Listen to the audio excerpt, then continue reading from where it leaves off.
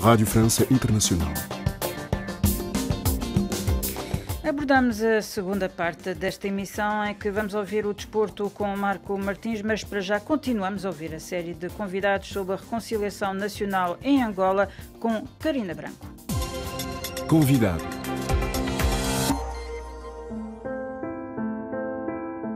No ano em que o presidente angolano pediu perdão em nome do Estado pelas execuções sumárias que se seguiram ao 27 de maio de 1977, o tema começa a sair do armário, mas o medo de falar ainda persiste.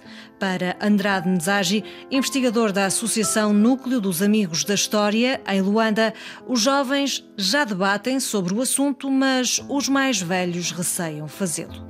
Na análise deste jovem, o 27 de maio foi uma tentativa de limpar antigos heróis da luta pela libertação, cuja imagem é preciso reabilitar e que mancha o papel do primeiro presidente de Angola, Agostinho Neto. Sobre este passo que o presidente da República deu ainda este ano, neste processo de paz ou no processo da reconciliação nacional, eu encaro em duas vertentes. Por um lado, penso que o presidente João Lourenço procurou fazer uma reconciliação nacional com as vítimas do 27 de maio, nesse caso com os seus familiares. Pese embora que também neste mesmo ato também se fez uma reconciliação nacional com a sociedade civil, onde muitos perderam os seus parentes durante a Guerra Civil de Angola.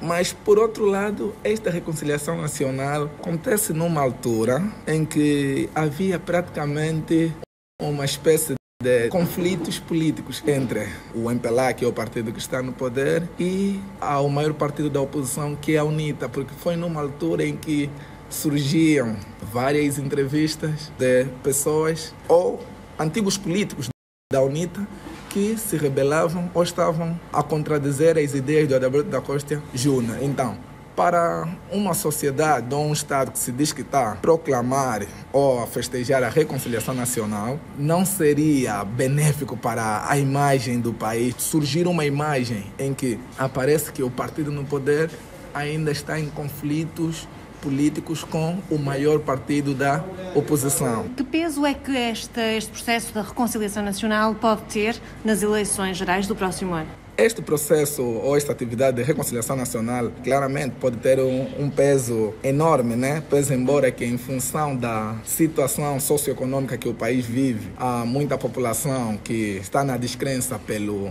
partido no poder, pelo MPLA, mas claro que este processo vai ter um certo peso, uma vez que as pessoas que perderam os seus familiares no 27 de maio e a população também que perdeu o seu familiar na Guerra Civil, claro que agora vão encarar o MPLA, particularmente o presidente João Lourenço, como uma pessoa do bem, uma vez que o 27 de maio ocorreu em 1977, entrou o José Eduardo dos Santos, nunca tocou nessa questão de fornecer os boletins de óbito, e chega o João Lourenço, consegue fazer isto. Então é um certo peso político para um lado da população. Ou seja, pode haver alguma vantagem em termos políticos? Pode haver sim uma vantagem, mas não digo uma vantagem enorme. Uma vantagem para aquele lado que se fizeram as pazes com o partido no poder, uma vez que agora o partido no poder aceitou que errou com o massacre do 27 de maio, procurou nessa altura fazer as pazes com este lado da população, vai ter sim uma vantagem.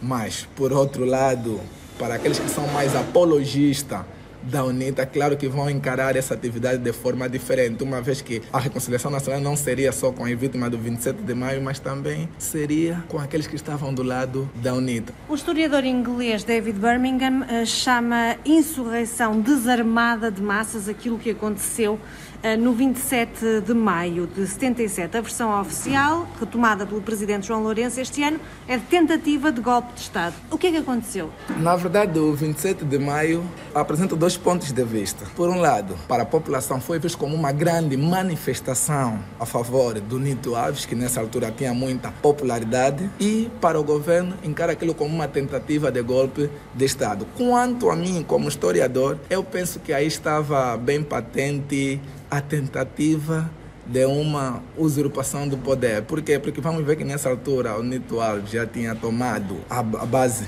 militar da PM lá no Grafanil, tinha tomado a Rádio Nacional. Se olharmos para as histórias das revoluções, normalmente para um regime ou um grupo que quer tomar o poder em forma de revolução, toma primeiramente esses pontos, a rádio, a televisão, o aeroporto. Então, para alguém que já tinha tomado esses setores... Só tinha sido tomada a rádio e a cadeia de São Paulo, não foi tomado o aeroporto. Não foi tomado o aeroporto, é claro que é um processo, não é? Então, penso que o objetivo ali, se calhar era mesmo o golpe de Estado. Então, não podemos tapar aqui o sol com a peneira, porque para alguém que só queria fazer uma manifestação, não teria necessidade de tomar a rádio ou a cadeia. Agora, é claro que foram vários motivos que lhe motivaram a tomar esse tipo de atitude. Uma vez que o Nito Alves foi um dos grandes combatentes da primeira região militar do MPLA durante a luta anticolonial. Justamente, os protagonistas do 27 de maio tinham sido guerrilheiros ou protagonistas da luta clandestina contra o colonialismo.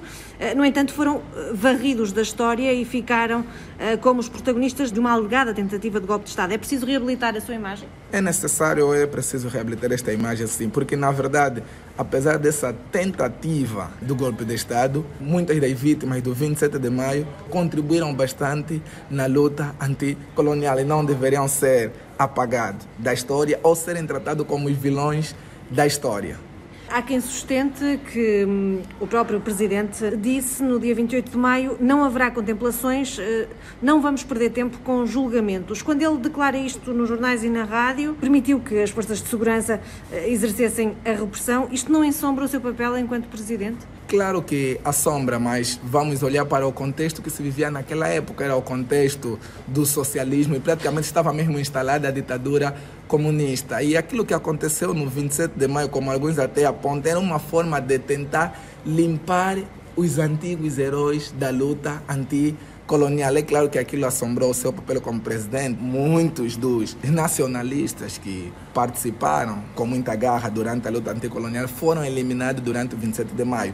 E diga-se de passagem, muitos inocentes também, só por estarem associados a estas pessoas, também perderam a sua vida. Claro que o 27 de maio assombra a imagem do Agostinho Neto como presidente na altura. Mais de 40 anos depois foi quebrado o tabu.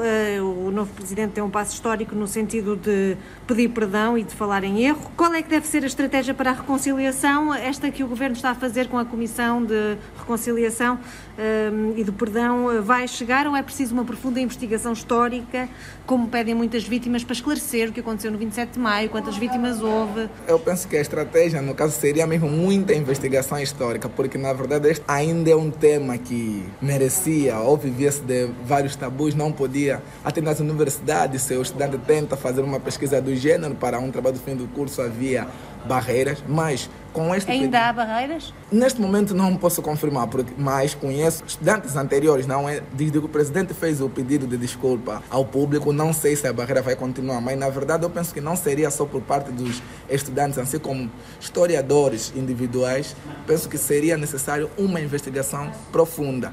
Porque alguns apontam que não havia intenção de golpe de Estado, talvez por estarem contra o governo, e os que estão a favor do governo afirmam que havia necessidade ou intenção de golpe de Estado, talvez como uma questão política apenas. Mas eu penso que ali pede-se o papel do historiador, que é para fazer uma profunda investigação, porque mesmo se fosse uma tentativa de golpe de Estado, não tinha que se fazer aquele julgamento sumário, não é? Muitos foram mortos sem necessariamente serem julgados, então é necessário darem abertura aos historiadores, que é para fazerem essa pesquisa mais aprofundada sobre o 27 de maio, uma vez que até o Nito Alves, nas suas 13 teses, ele demonstra algum descontentamento com a política do presidente da República na altura, Antônio Agostinho Neto. Disse que os estudantes têm dificuldade para investigar esta questão. Em termos de memória coletiva, que efeitos é que todos estes conflitos políticos tiveram sobre a sociedade angolana e que ainda se fazem sentir? O medo de falar? O medo de falar ainda persiste, porque na verdade os que têm até mais coragem de debater sobre esse assunto são jovens que não presenciaram este massacre do 27 de maio. Já os mais velhos, muitos que vivenciaram o Partido Único, a Primeira República de Angola, ainda vigora aquele medo de falarem sobre este assunto. Se for para falar, mas falam de forma restrita, em casa, conversando com os mas falam mais em forma de conselho, aconselhando as pessoas ou os jovens a não falarem sobre este assunto.